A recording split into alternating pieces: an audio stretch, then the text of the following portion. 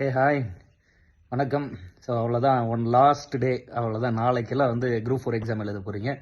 All the very best. போய் நல்லா வந்து எழுதிட்டு வாங்க. பொறுமையாக நிதானமாக இருங்க. லாஸ்ட் டைமில் நம்ம பண்ண வேண்டியது அதுதான். திரும்ப திரும்ப திரும்ப திரும்ப நம்ம சொல்லிக்கிட்டே இருக்கிறது அதுதான். நிதானமாக இருங்க, பொறுமையாக இருங்க. நாளைக்கு என்னென்ன தேவை எடுத்து லிஸ்ட் அவுட் பண்ணி வச்சுக்கோங்க.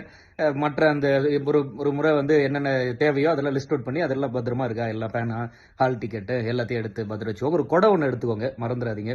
மழை வர மாதிரி இருக்குது அங்கங்கே ஒரு சில இடத்துல. அதனால கேரி நம்பர்லாம் அது எவ்வளோ முடியுமோ அவ்வளோ தூரம் வந்து கொடையெல்லாம் எடுத்துகிட்டு போயிட்டு வாங்க. நிறைய படிச்சிருப்பீங்க இல்லையா? அந்த படிக்கிறவங்களுக்கு தான் இந்த மெசேஜ் வந்து நிறைய கனெக்ட் ஆகிக்கும். ஏன்னா அந்த ப்ரெஷர் பயங்கர ஹெவியாக இருக்கும்.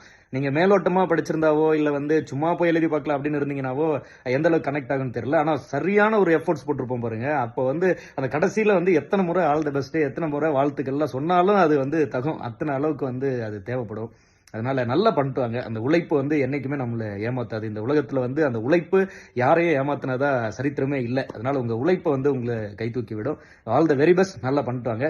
அண்ட் எக்ஸாம் முடிச்சுட்டு வாங்க, நம்ம ஆன்சர் கீ வீடியோஸ்ல சந்திப்போம். தடா.